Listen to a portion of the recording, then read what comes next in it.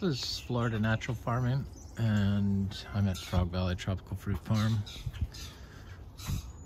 It's kind of getting back to normal here. We still haven't had any rain, but we don't really have to worry about rain. So we focused on fungi in the soil. So I'm going to talk a little bit about that and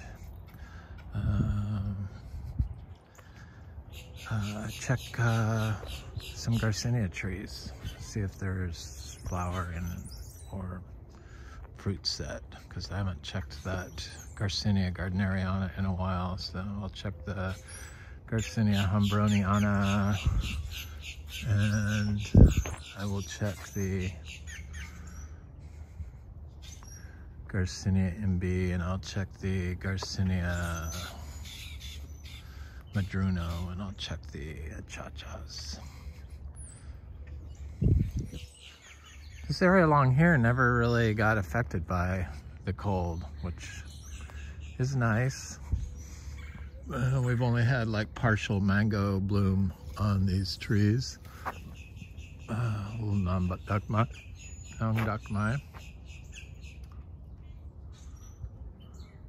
But they have a lot of trees growing on the other side of the fence that for some reason they didn't chop down. I don't know why they left that one little island there, because they removed all the other trees along here, but in their property, but I'm glad they did. Maybe it's because of the oak tree there inspired them to maybe leave a tree. I don't know. Who knows? Maybe it's because it's wider there. But it helps my trees. These Rolinias are fine. This one seemed to lose quite a bit of leaves, but this one didn't hardly lose any. These are all dry farmed.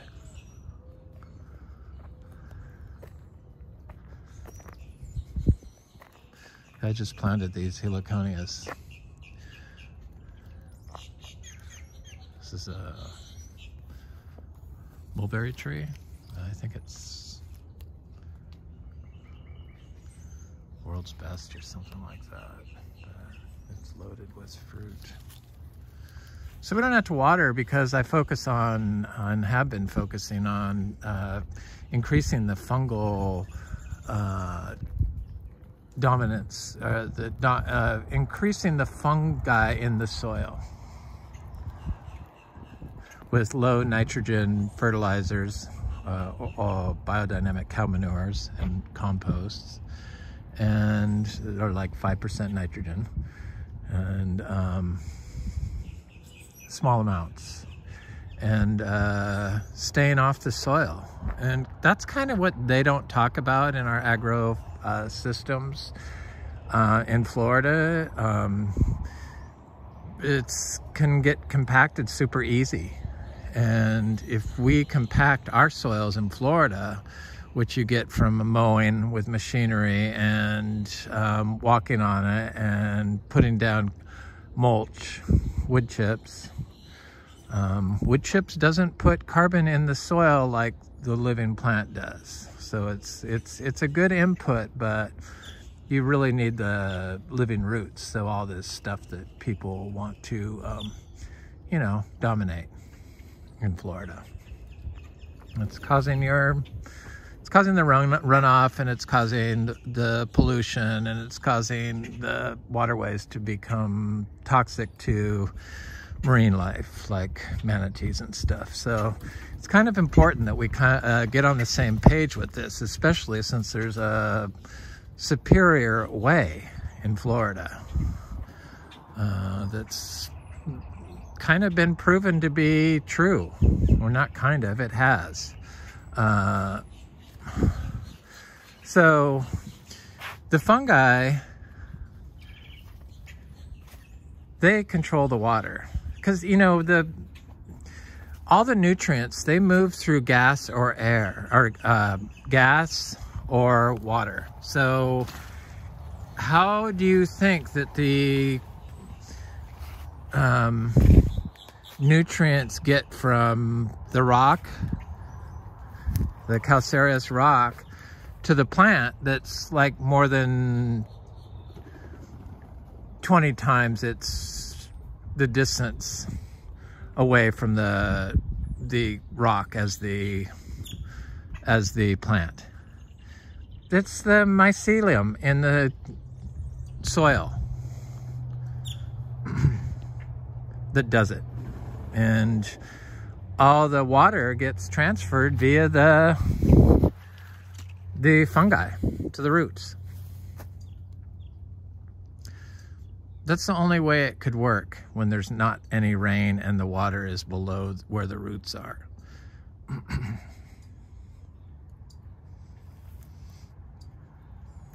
But in Florida, we like drive on it and compact everything, and it turns into basically cement. And then we put lime on it to try to deacidify it and loosen it up, and we don't have to. You're not cycling nutrients. This whole nutrient packing scheme of picking the macronutrients and micronutrients that your plant needs, it doesn't work when you do it, because all those nutrients, most of them are just going to wash off, and it's going to put your tree out of balance. Turns out the fungi are the ones that balance the nutrients for your tree, for the most part. I mean, with the tree trades carbon that grows the fungi in the soil for nutrients that it provides. All these bacteria and stuff are just nutrient scavengers, that when they die, the fungi can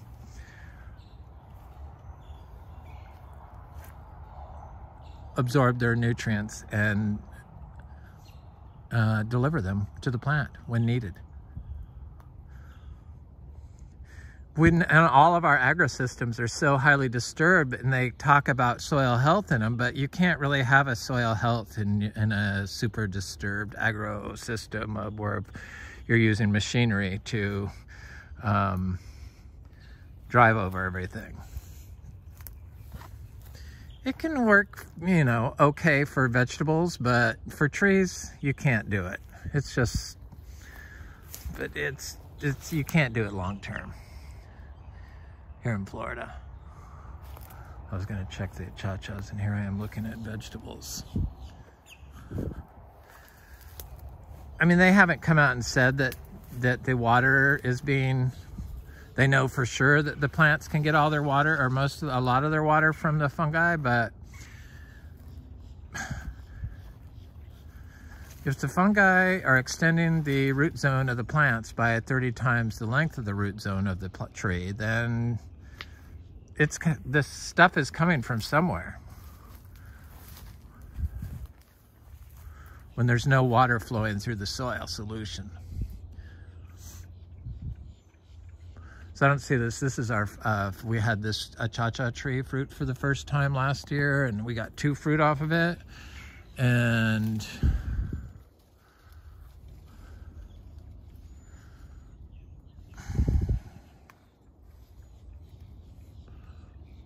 I don't see fruits on these little branches, but I don't see. Usually when there's new leaves, that's when the tree's gonna be flowering. At least that's how it was last year. So I don't see any new leaves on that tree. I'm not gonna really look at it that closely.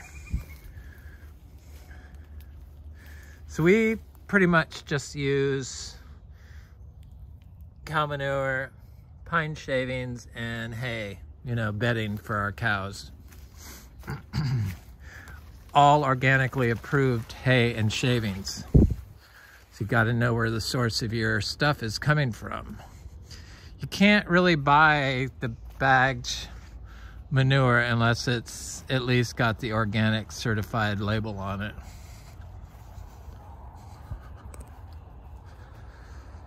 Just because of the toxic ways that we grow our plants, our farm, our feed for ourselves and for our animals.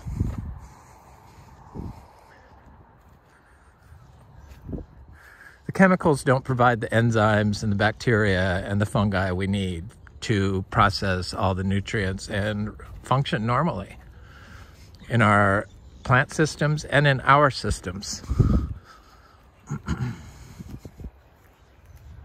It's just so ridiculous to think that we know the nutrients you need to, like that's a cure-all for anything. Some insecticide is a cure-all. Some fungicide's a cure-all. There's between like 100 and 1,000 fungi in a forest soil, in a handful of soil. And you kind of need the team to get all the nutrients. You can't get them from the bag you buy at the store. Basically plants. If you plant a bunch of diverse plants, add some earthworm castings, you could probably get away with just doing that, I would think. But you got to kind of look at it was cold here, and this tree, this tree in the winter kind of sheds a lot of its leaves. This is a cacao tree, and it's had them all for a while, and the freeze did force a few of these fruit to yellow, but it's the first time this tree fruited for us, but it still has 1, 2, 3, 4, 5 fruit growing on it. Soil's a little dry, but I see all these people with their burnt up gardens in their yards, and all they have is wood chips on their ground. And it's like, that's not how you get carbon into the soil. And you probably, from the amount of wood chips I see on the ground, you probably compacted your soil really bad.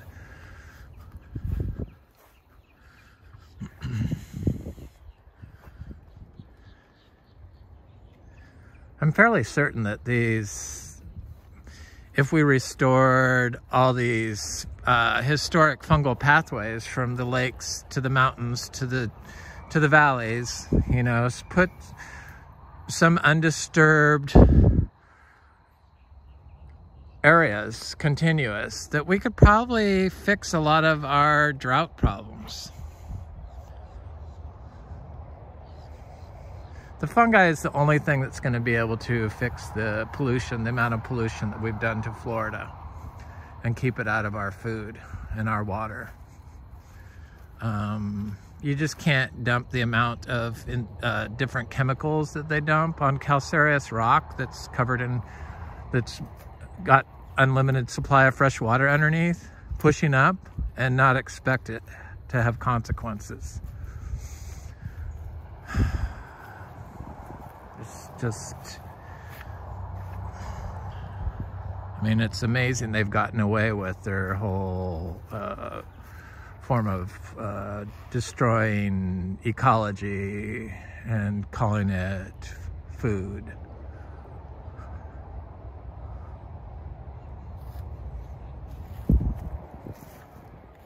Oh yeah, go look at the Garcinia trees. I love it when it's foggy like this, and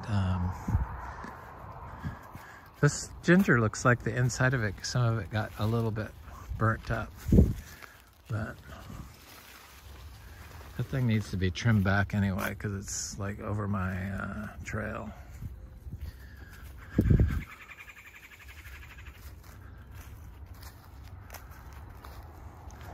Yeah, it's the fungi is like the stuff that they don't like really talk about in Florida, and it's I'm positive it's the most important thing for Florida, to turn Florida into a like a land of milk and honey, tropical fruit Eden. because you could grow all this stuff. Look at, oh, this is a Garcinia hombroniana that's like covered in flower buds.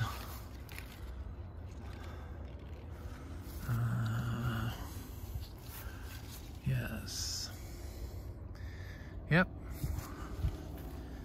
If the nasty chemical companies would stop it pushing their products here in Florida, and people got the word out that all that stuff they said was not true, that it's easy, actually easy to grow organically in Florida, that we could turn Florida into a healthy ecosystem for us and the manatees. It's just that easy here. So this is a Garcinia that flowered last year that has pink and red flower on the outside. But it doesn't, oh yeah, there it is. There's a bud up here. See, it's got pinkish flowers. They're cream on the inside, but the outside before they open is always pink. They have like a pinkish tinge. Not very, it's different than that one. This tree didn't get affected by the freeze at all. Okay, this is the Garcinia brasiliensis, looking haggard, but I don't see any flowers on that.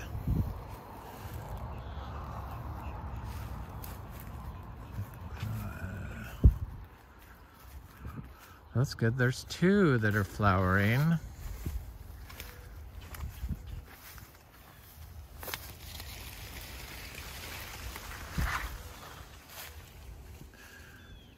I mean, it's kind of amazing here in Florida that you don't have to water, that you don't really have to do basically too much of anything, except plant diversity and get the carbon into the soil, you know, the plant with the plant root, not with the dead carbon, but the living root. And then just don't disturb it. So stay off of it. I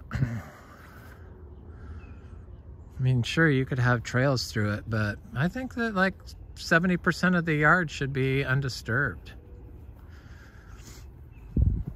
for growing tropical fruit trees.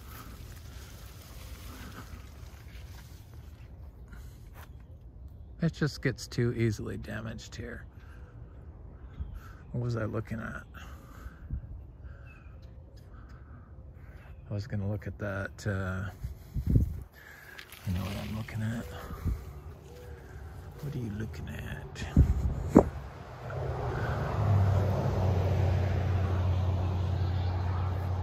Pigeon peas are doing good. This jackfruit froze 2 years, or like the first 3 years. 3 years it froze here.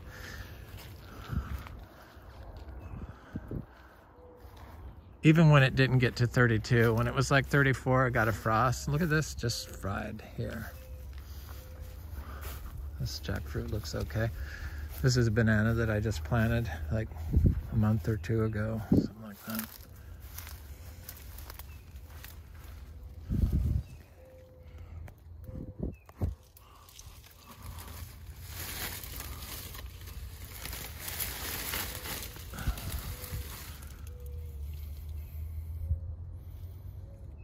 This has got the new growth burnt off of it, but the old leaves look okay. So that's the Garcinia madruno.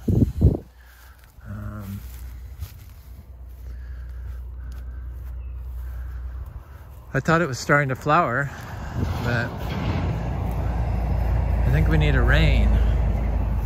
Rain always helps. Watering definitely makes stuff grow faster, but I believe that if you water, you're limiting your plant's ability to form relationships with the fungi in the soil. since I know I don't have to water. I do water around the house my licula palm, because I bought that palm so I could get seeds off of it, because you only need one. It's like self-fertile, and because I love it so much. But it was started in a nursery, and I just don't trust it. So I understand people like to water. Stuff looks better when you water, it does. I totally get that. But for what I'm doing here on a large scale, showing people that you really don't have to do anything here in Florida, it's good, and it works. It gets better and better every year. Okay, so this is the Garcinia gardneriana. And this one had little fruits and flowers on it. And looks like it's still flowering, and it's got fruit on it. Quite a bit of fruit, actually. This one didn't get fried at all. It's kind of in a little more protected area. But boy, it's got a lot of fruit on it, this little tree, and it's got more flowers. So it fruited for the first time last year. So hopefully this will be like our achacha tree. And I see a little bit of leaf burn,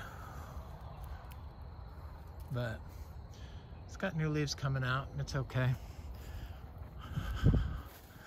I mean, it got cold here 2 days in a row. I don't think it got above 61 during the day between those 2 days, so it was cold.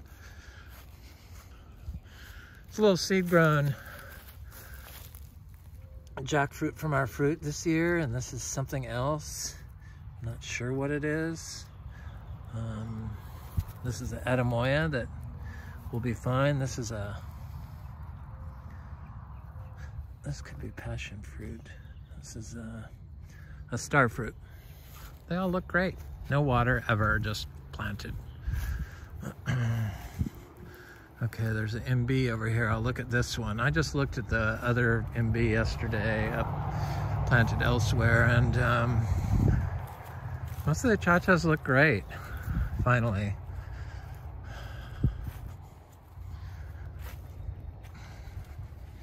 The nursery achachas always just like, I don't know, they just don't grow as good as the seed grown generally. Our fastest growing achacha was nursery achacha was the only one we didn't water. It's the Ingus spectabilis. They don't really like the cold, but it's in a good spot. There's an MB that flowered last year, and it's not even, none of our MBs are starting to flower. It's like they knew it was going to be cold.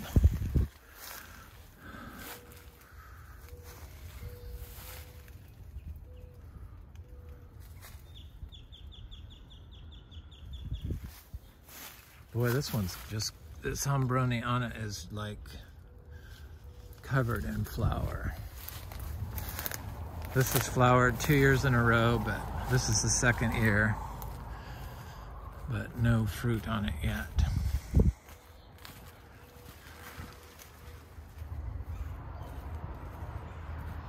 I thought I had multiple hombronianas, but they all seem different. One has a pink flower and different size leaves, and then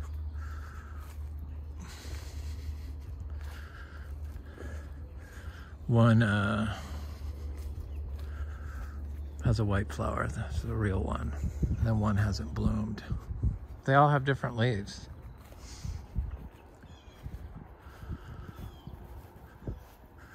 Little cha-cha. It's nice that none of the stuff, this is why I know this is going to be great for growing my aroids up against these big trees. I should have checked this when I was here. So this is a Garcinia Intermedia that's fruited for, would be the 3rd year, but it had fruit on it not too long ago, so I don't see any new leaves on it, and I don't see any flowers. Maybe it's just starting up. Looks like maybe.